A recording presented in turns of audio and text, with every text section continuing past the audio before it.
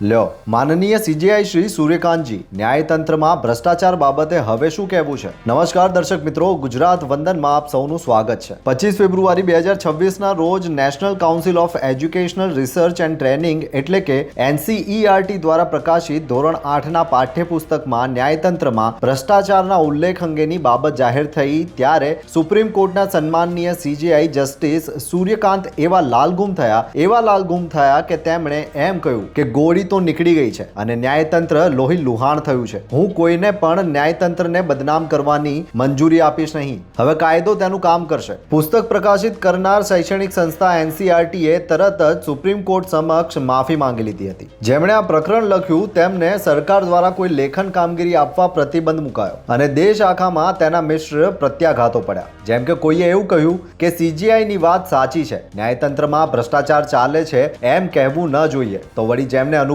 છે એવા લોકોએ એમ કહ્યું કે પાઠ્યપુસ્તકમાં કાંઈ ખોટું લખાયું નથી અને વાત ધીમે ધીમે સમયની સાથે ભૂલાઈ ગઈ। પણ હાલમાં જ કોઈ અન્ય દ્વારા નહીં પણ ન્યાયતંત્રના એક ભાગ સમાન મદ્રાસ હાઈકોર્ટે એક કેસમાં જ્યારે એમ કહ્યું કે ન્યાયતંત્રમાં પણ ભ્રષ્ટાચાર છે, જજો પહેલા પણ ભ્રષ્ટાચારી હતા અને હાલમાં પણ જજો ભ્રષ્ટાચારી છે જ એમ કહ્યું ત્યારે ઘણાને સન્માનનીય CJI જસ્ટિસ સૂર્યકાંતની યાદ આવી હશે કે હવે તેઓ શું કરશે। મદ્રાસ હાઈકોર્ટને આ પ્રકારનો સીધો આરોપ અને આક્ષેપ કેમ કરવો પડ્યો, તો એમાં મામલો એ છે કે સાઉથની કરપ્પુ નામની એક ફિલ્મમાં કોર્ટમાં ભ્રષ્ટાચાર ચાલે છે, ભ્રષ્ટાચારી અને ડ્રગ્સ લેતા બતાવ્યા છે। તેની સામે એક રીટ કરીને આ ફિલ્મ પર પ્રતિબંધ મૂકવા અથવા જજ ભ્રષ્ટાચારી છે એ દ્રશ્યો દૂર કરવાની દાદ માંગવામાં આવી હતી। મદ્રાસ હાઈકોર્ટના ન્યાયાધીશ BR સ્વામીનાથન અને V લક્ષ્મીનારાયણની બેન્ચે વધુમાં અરજદારને કહ્યું કે ન્યાયતંત્રમાં ભ્રષ્ટાચાર છે તે વાતને કોઈ નકારી શકે તેમ નથી। જજો ભ્રષ્ટાચારી હતા અને છે, જજોને પવિત્ર માનવાની કે તેમની સાથે પવિત્ર ગાય જેવું વર્તન કરવાની કોઈ જરૂર નથી।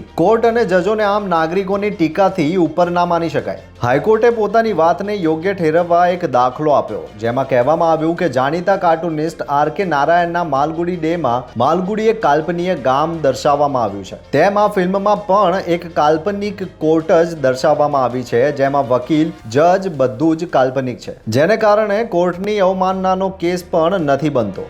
અંતે હાઈકોર્ટે ફિલ્મ પર પ્રતિબંધ મૂકવાની કે કોઈ પણ પ્રકારના આદેશ આપવાની ના પાડી દીધી હતી અને અરજીને ફગાવી દીધી। મદ્રાસ હાઈકોર્ટના 2 જજશ્રીઓના અવલોકનના પગલે હવે રાજકારણમાં અને જાહેરમાં એવી ચર્ચા થવી સ્વાભાવિક છે કે સન્માનનીય CJIએ NCERTના પાઠ્યપુસ્તકના પ્રકરણને લઈને ન્યાયતંત્રનો જે બચાવ કર્યો તે મદ્રાસ હાઈકોર્ટના 2 સન્માનનીય જજોએ વગર સાબુએ ધોઈ નાખ્યો છે। અને ઘણા એમ પણ કહી રહ્યા છે કે લો માનનીય CJI શ્રી, તમે NCERT પાસેથી માફી મંગાવી અને કોઈને છોડીશું નહીં એમ કહ્યું હતું, પણ હવે આપના જ ન્યાયતંત્રના 2 સિનિયર જજશ્રીઓએ જાહેરમાં ભરી અદાલતમાં ન્યાયતંત્રમાં ભ્રષ્ટાચાર ચાલતો નથી એવા દાવાનો છેદ ઉડાડી નાખ્યો છે। તેથી સન્માનનીય CJIએ મદ્રાસ હાઈકોર્ટના 2 જજશ્રીઓના ખુલાસા માંગીને માફી મંગાવવી જોઈએ। તમને શું લાગે છે?